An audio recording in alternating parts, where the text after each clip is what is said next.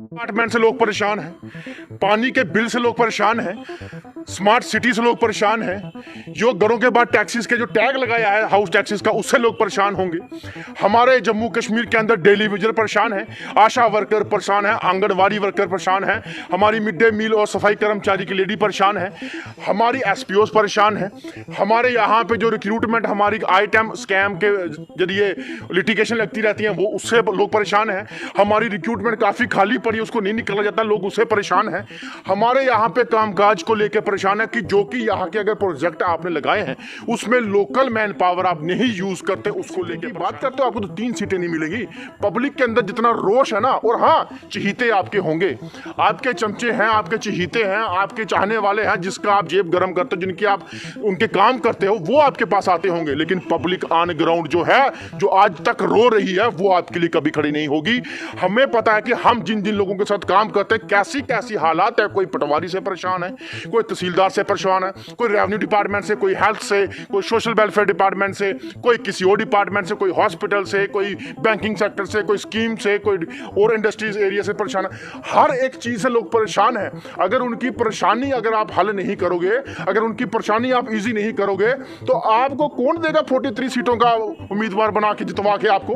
और जिस तरह एक तो वीडियो वायरल हुआ जेपी नड्डा जी से हमारे पत्रकार बंधुओं ने सवाल किया डेली वेजर का, वही तो पता नहीं है डेली वेजर कौन है, ये भी कहा गया पुरानी सरकारों की गलतियां हैं ये कहा गया। दूसरा, लोग इस समय बिजली पानी से कितना त्राहिमाम कर रहे हैं, कितने परेशान, वही भी कहा जी। तो क्या, और आशा वर्कर्स की बात की जाए, डेली वेजर की बात की जाए, काफी सारे लोग हैं, तो क्या इस हालात में, इन हालात में लगता है कि ये 45 जो सीटों की बात कर रहे हैं। सुनिए मेरी बात, आप बिजली डिपार्टमेंट से लोग परेशान हैं, पानी के बिल से लोग परेशान हैं, स्मार्ट सिटी से लोग परेशान हैं, जो घरों के बाद टैक्सीज के जो टैग लगाया है हाउस टैक्सीज का उससे लोग परेशान होंगे।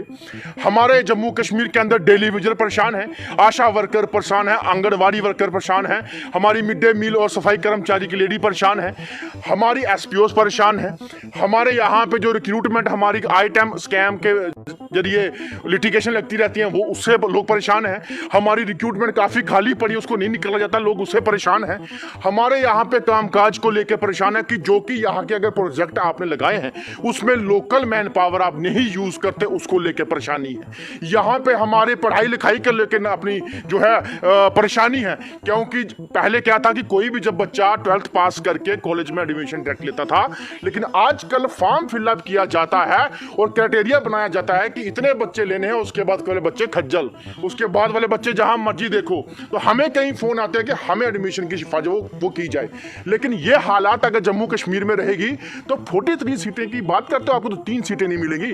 पब्लिक के अंदर जितना रोष है ना, और हाँ चहीते आपके होंगे, आपके चमचे हैं, आपके चहीते हैं, आपके चाहने वाले हैं जिसका आप जेब गर्म करते हो, जिनकी आप उनके काम करते हो वो आपके पास आते होंगे, लेकिन पब्लिक ऑन ग्राउंड जो है जो आज तक रो रही है वो आपके लिए कभी खड़ी नहीं होगी। हमें पता है कि हम जिन जिन लोगों के साथ काम करते हैं कैसी कैसी हालात है, कोई पटवारी से परेशान है, कोई तहसीलदार से परेशान है, कोई रेवेन्यू डिपार्टमेंट से, कोई हेल्थ से, कोई सोशल वेलफेयर डिपार्टमेंट से, कोई किसी और डिपार्टमेंट से, कोई हॉस्पिटल से, कोई बैंकिंग सेक्टर से, कोई स्कीम से, कोई और इंडस्ट्रीज एरिया से परेशान है। हर एक चीज से लोग परेशान हैं। अगर उनकी परेशानी अगर आप हल नहीं करोगे, अगर उनकी परेशानी आप इजी नहीं करोगे तो आपको कौन देगा 43 सीटों का उम्मीदवार बना के जितवा के आपको। और आपने सोचा कि सेंटर में सरकार आपकी बन गई बैसाखी वाली, तो आप सोचते हैं कि यहां आके आपको बनेगी, वो आपकी जो है ना समझ है, आपको समझ नहीं। और जिस पार्टी के अध्यक्ष को यह नहीं पता कि डेली विजिटर्स कौन है, जम्मू कश्मीर के बेसिक मुद्दे क्या हैं, जम्मू कश्मीर के लोकल लोगों की परेशानियां क्या हैं, तो वो क्या इलेक्शन लड़वाएंगे, इनसे मुझे बताइए।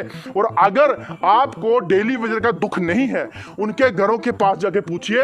अब 2 दिन पहले एक डेली विजिटर की जान गई है, उनके हालत देखे हमें दुख होता, कच्चा मकान है उस बंदे का। और मुझे बताइए, जिसने पूरी उम्र दे दी आपके डिपार्टमेंटों के अंदर नौकरियां करते हुए, तो आप उनके लिए कुछ नहीं सोचते। मुझे कई डिपार्टमेंट के लोग अपनी बड़ी बड़ी कोठियों में काम करवाते हैं डेली विजिटरों से, लेकिन बेचारे आज भी अपनी उस रोजी रोटी के लिए परेशान है कि हमें कब परमानेंट किया जाएगा।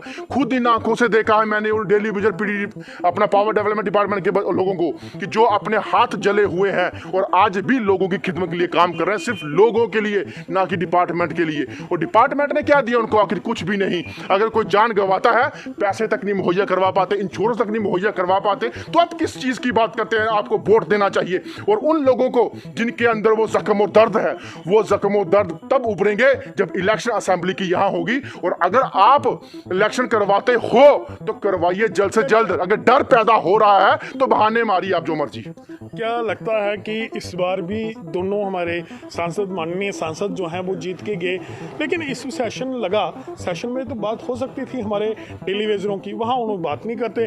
कई बार तो ऐसा कैमरा जब जाता है तो वो आराम फरमा रहे होते हैं। विकास जी, आपने उनको कवर किया इलेक्शन से पहले? किया होगा कवर आपने। वो तमाम एरिया को, गली कूचा मोहल्ला पहाड़ी को छोड़ा ही नहीं होगा। जहां पे लोग नहीं पहुंच पाते, चॉपर लेके अपने प्राइवेट जेट लेके वहां पे पहुंच गए। आज क्यों नहीं पहुंचते वहां पे? आज क्यों नहीं जाया जाता वहां पे? आज क्यों नहीं इनकी आवाज उठती? इनको जहां से जितवा के दिल्ली में इसलिए बिठाया जाता है कि जम्मू कश्मीर के लोगों की नुमाइंदगी करिए, जम्मू कश्मीर की बात करिए कि क्या मुश्किल आते हैं यहाँ पे। लेकिन नहीं, बिल्कुल नहीं करेंगे। अपना मियां ताफ ओथ लेते ही उन्हें जम्मू कश्मीर की बात की। आपका जो रहुल्ला है उसने ओथ लेते ही वहां पे बात की। लेकिन आपके मुंह में क्यों बंद चुप्पी साधी थी? मुझे बताइए क्यों, किस लिए? आपको लोगों ने वोट दिया ना, तो आपने क्यों नहीं बोला? आप क्यों नहीं बोलते कि जम्मू कश्मीर के daily wager, ASHA worker, anganwadi worker, SPO, home guard क्यों नहीं परमानेंट होने चाहिए? तीसरी बार सरकार बन चुकी है। यहां तो यह कहा था कुछ इनके लीडरों ने, तीसरी कैबिनेट बनते ही हमारा पहला फैसला होगा। कहां आज आपका फैसला? झूठ ना बोलिए।